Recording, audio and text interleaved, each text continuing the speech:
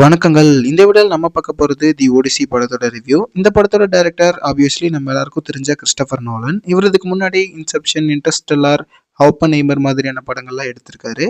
இப்ப இவர் எடுத்திருக்கிற ஹிஸ்டாரிக்கல் ஃபேண்டசி ஃபிலிமான ஓடிசி எப்படி இருக்குன்னு இப்ப பார்க்கலாம்.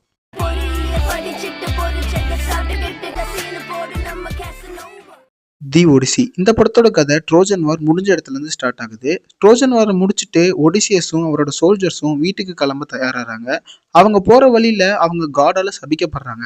இதுக்கப்புறம் அவங்க வீட்டுக்கு போக எத்தனை நாள் ஆச்சு, அவங்க இடையில சந்திச்ச அட்வென்ச்சர்ஸ்லாம் என்ன, கடைசியா போய் அவரோட ஒய்ஃபான பெனோலோப்பிய இத்தகால சந்திச்சாரா இல்லையாங்கிறது தான் இந்த ஒடிசியோட ஸ்டோரி.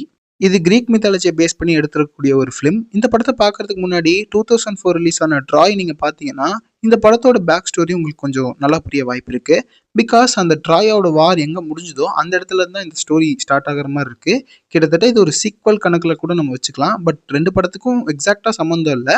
பட் எக்ஸாக்ட் கேரக்டர்ஸ் தான் இந்த படத்துலையும் வராங்க அப்படிங்கிறதுனால அதை பார்த்துட்டு போனீங்கன்னா உங்களுக்கு இன்னும் கொஞ்சம் பெட்டர் அண்டர்ஸ்டாண்டிங்காக இருக்கும்.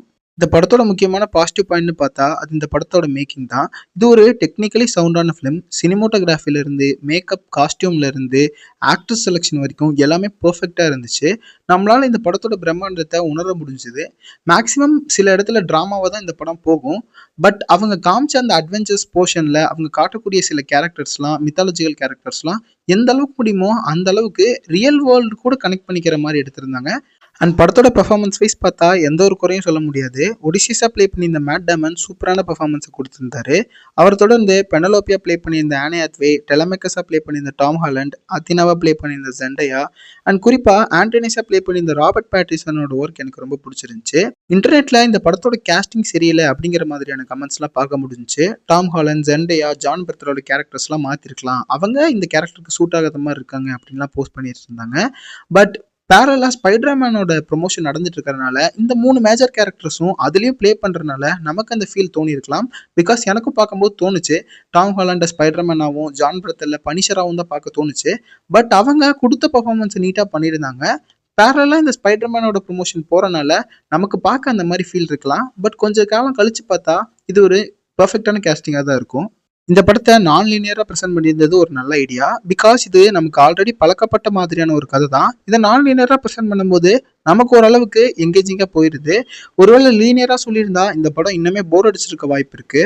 அண்ட் இந்த படம் ஃபுல்லாகவே ட்ராமா தான். ஒடிசியஸோட கேரக்டர் ட்ரிவன் ஸ்டோரியாக தான் இந்த படம் போகும். இந்த படத்தில் ஆக்ஷன் அட்வென்ச்சர்ஸ்லாம் இருந்தாலும் அது அந்த அளவுக்கு பெருசாக ஹை தர மாதிரியான மூமெண்ட்ஸ் எல்லாம் இருக்காது. ரொம்பவே சிம்பிளாக தான் இருக்கும். இந்த படம் ஃபுல்லாகவே ட்ராமா பேஸ் பண்ணி தான் நகரும். 3 மணி நேரம் படத்தில் 2.5 மணி நேரம் கிட்ட உங்களுக்கு ட்ராமாவாக தான் ஸ்டோரியை சொல்லுவாங்க. பெருசாக சீன்ஸாக இருக்காது. அதிகமாக எல்லாமே உங்களுக்கு டைலாக்ஸ் மூலியமாக தான் கன்வே பண்ணுவாங்க. அண்ட் லாஸ்ட் 30 மினிட்ஸ்ல இந்த படம் ஒரு கமர்ஷியல் ஜோனை டச் பண்ணுது. பட் அதுலயும் இவங்க பெருசா ஹை மூமெண்ட்லாம் வைக்கல, அதையும் மினிமலிஸ்டிக்காவே ஹேண்டில் பண்ணியிருக்காங்க.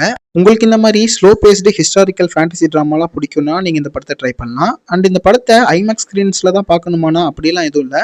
நீங்க ஒரு நார்மல் பிஎக்ஸ்எல் ஃபார்மேட் ஸ்கிரீன்ஸ் எல்லாம் பார்த்தீங்கன்னா கூட இந்த படம் உங்களுக்கு நல்ல எக்ஸ்பீரியன்ஸாக தான் இருக்கும். பட் எனக்கு இந்த படம் கிறிஸ்டோபர் நோலன் எடுத்ததுலேயே ஒரு வீக்கான படமாக தான் ஃபீல் ஆச்சு. பிகாஸ் இதில் புதுசாக எதுவும் சொல்லிக்கிறதுக்கு இல்லை. இது ஒரு நார்மல் ட்ராமா ட்ரிவன் ஸ்டோரி தான்.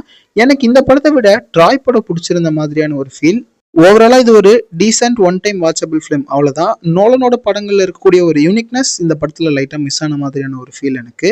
சென்சார் போர்டில் இந்த படத்துக்கு ஏ சர்டிஃபிகேட் கொடுத்துருக்காங்க. பட் பெருசாக இந்த படத்தில் செக்ஷுவல் கண்டென்ட்டோ வைலன்ஸோ இல்லை. ஒரு இடத்துல மட்டும் சின்னதாக செமி நியூடிட்டி மாதிரியான ஒரு சீன் இருக்குது. மற்றபடி இந்த படத்தில் பெருசாக செக்ஷுவல் கண்டென்ட்லாம் எதுவும் இல்லை.